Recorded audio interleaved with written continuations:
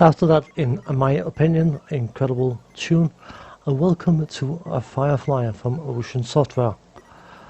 Despite the fact that I spent an awful lot of time knocking Ocean's games because they were worth knocking, usually the games that were not tied to a movie tie-in or an arcade game from Ocean actually turned out to be rather decent, and Firefly is definitely one of them.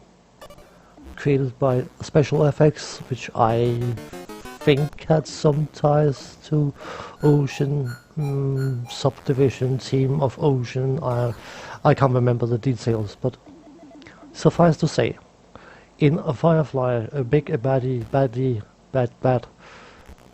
has energy source that needs to be blown up, and in order to get to said energy source, you have to go through different sectors to reach it.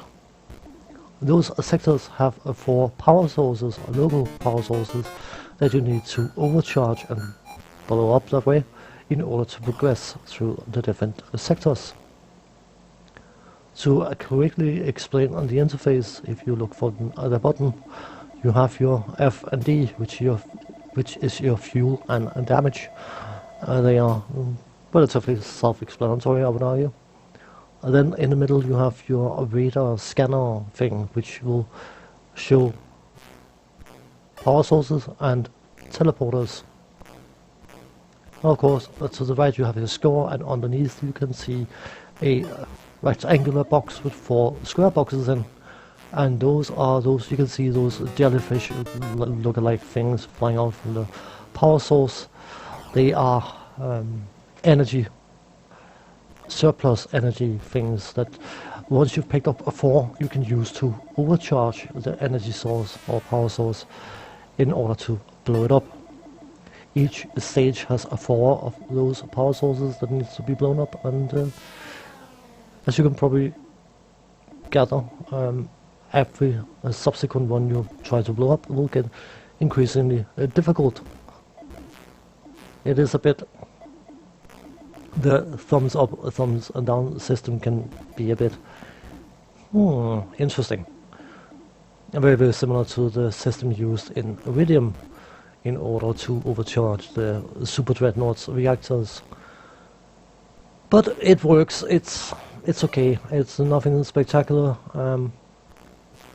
but it's doing what it's supposed to be doing. So we'll just try to get a 4. One thing to be said about how the game plays: anything that goes off screen stops existing. It is very important when it comes to the different power-ups you can get, because there's a certain amount of power-ups, well, power-ups, I would say necessary drops rather. You can see here the map screen further to the right you have that energy thing we need to try and get to. But because of you have your fuel and your damage meters, you need options to replenish those, and some enemies you kill will drop a fuel canister. It's a huge canister saying fuel. It's hard to miss. But the thing is, because of anything off screen stopping, stops existing even, I think it's called, you have to be very quick to pick them up. Usually fuel is not necessarily a problem, but it can become on certain levels because they are rather navigational demanding compared to these completely open areas. You have cave-like mazes that you need to navigate at certain stages. But another option you can get is a fish, and that fish, when you pick it up, will convert any enemy on screen into drops. Not drops, but raindrops, drops kind of thing, water drops. And any physical structure, whether it being a teleporter unit or one of the power units, will randomly drop set drops, and they will restore your damage. Again, if you're on, if your damage meter is low, I should say, and you take, when you try to fish for a fish, quite literally, it can be a bit daunting to kill an enemy at the bottom of the screen and see the fish pop out of the screen, and you know that there's no point to chase it because it's erased from memory, unfortunately. There's one other power up, which is an Autofire, which is not as useful as it may seem, because those balls flying around are Firefly spacecraft. Spacecraft. I don't know why. Sometimes I almost put an accent on it. Those power balls are your firepower, and you cannot fire more power balls out than you have orbiting your craft. So once all has been sent out, you are temporarily defenseless until they return to your spacecraft. And because of that, the Autofire is, yeah, it's one of those things. It's a drop that you really don't necessarily care about.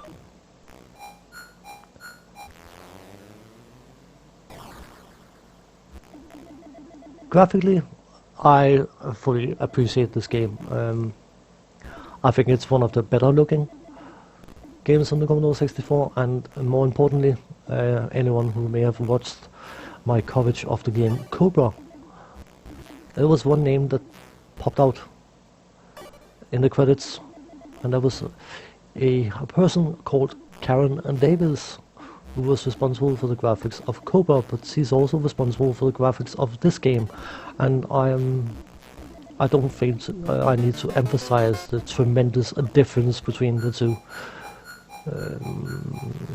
I know this was made 2 years down the line from Cobra, a year and a half, whatever. But having seen the graphics he's done for this game, makes it even harder to accept the shoddy graphics from Cobra. But I've said what I need to say in the Cobra video, so no reason for me to harp on about it here. Suffice to say, I think definitely that Firefly, from a graphical point of view, is on the higher end of the scale of decent looking Commodore 64 games. The sound is... It's very easy to define music as being good, average, or crap.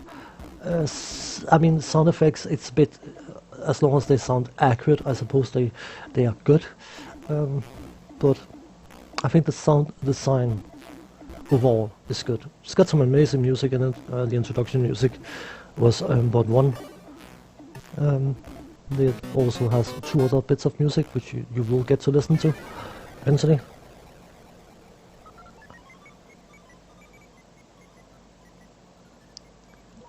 But the sound design overall, I think, is top notch. By the way, if you fail a level, you are not forced to restart it. You will you can re-enter the level, and then you will have to destroy as many power sources as you left before dying. As you progress down the path towards the major energy even source, the games get progressively more difficult, which you probably would have gathered, but the main way it gets more difficult is that you take more damage from hits. And that is where the game can feel rather unforgiving, because once you have gathered those 4 energy blobs in order to overcharge the energy sources, you need to fly over them and be roughly in the middle of them in order to activate the thumbs up, thumbs down system. Here's the chance to show off the fish, by the way. And because those power sources also fire missiles at you, when you're right on top of them and trying to get the interface to actually switch to the overloading interface, you can easily get hit 8, 9, 10 times, because of course those missiles have no travel time, which means that they will spawn, hit you, despawn, and next missile can spawn.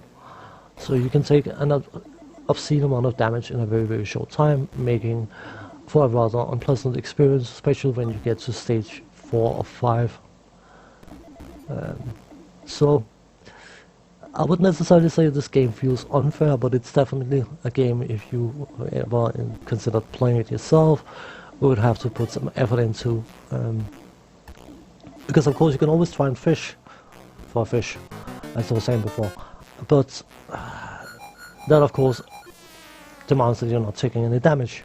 And the power source, the teleporters, if you fail getting them right, you will also take some damage from being ejected from those systems. So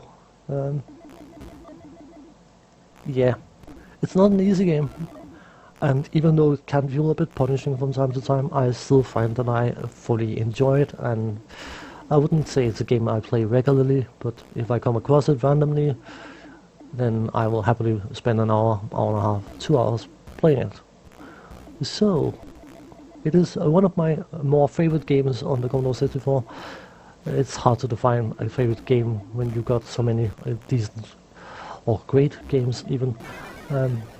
But this one definitely belongs on the top end of my favorite scale. And here's the game over music. The game does not support playing sound effects and music at the same time in game, so you have to manually select music or sound effects. And because the in-game soundtracks is one of my favorite pieces of Commodore 64 music ever, I will give you a taste of that, and I will be shutting up while that is playing. So when we have the editing cut, it will come right round.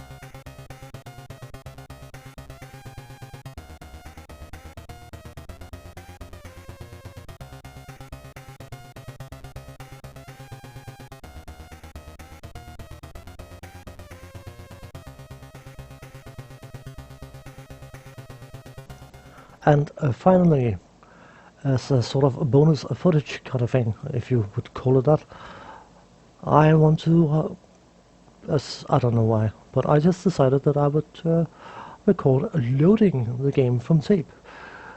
So if you have no interest in listening to any more I have to say, then that's the end of the gameplay video. I am going to be talking up until the load music kicks in, because of course a lot of companies very early on realized that loading a game from tape could take 4 or 5 minutes, and they came up with ways to entertain you while the games were loading, which is a quite decent thing to do. Some of them introduced minigames and others introduced music that was playing, and Ocean had through the years I think 6 different load tunes, and I think in this one is classified as load tune number 4. I could be mistaken, but whatever the case, they were all made by Martin Galway as far as I'm aware, and if you want to listen to that, then it should be coming up in a moment or two. And for me, I will say, from a commentary point of view, I will say thanks for watching, take care, and see you next time. Bye bye for now.